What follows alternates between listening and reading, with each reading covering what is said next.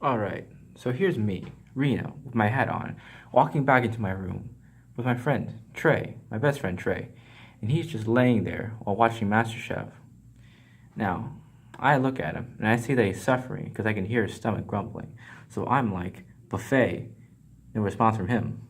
Then I said, buffet, but in the middle of that word, he just said, but money. But I said, buffet. Then he just looks at me, and then we just get up and go to the buffet. Now, here's what just happened.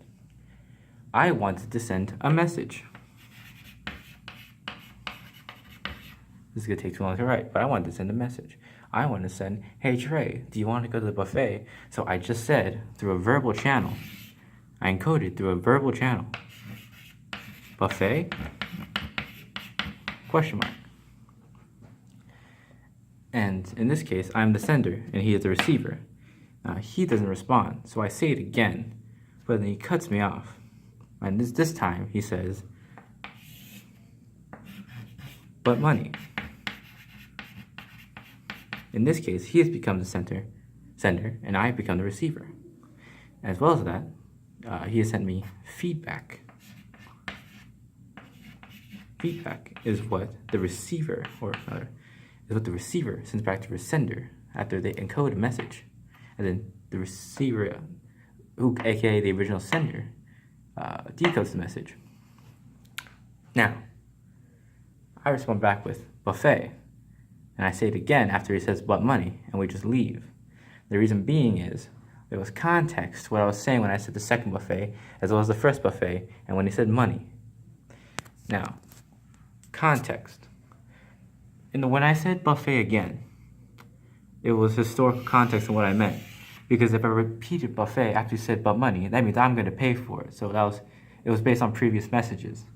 The social context of the situation is that we are best friends. That's a relationship. Cultural context is we are two American best friends hanging in my room going to lunch. Nothing strange there. And the physical context is just my room, my bedroom that we were laying in. Now, there are 4 different types of noise in this situation. Physical noise, MasterChef was playing on the TV because we were watching it beforehand, before I walked in and I saw him just laying there suffering.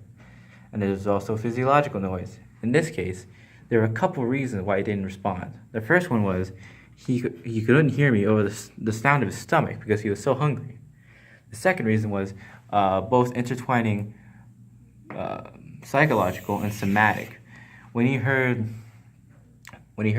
buffet, he thought of just it cost money. So he already had a bias against it because it cost money. At the same time, when I was trying to send the word buffet over, as in my case, as you want to go to a location in which you could just fill your stomach, but when I encoded that message and sent it, he decoded it as, hey, you want to spend money?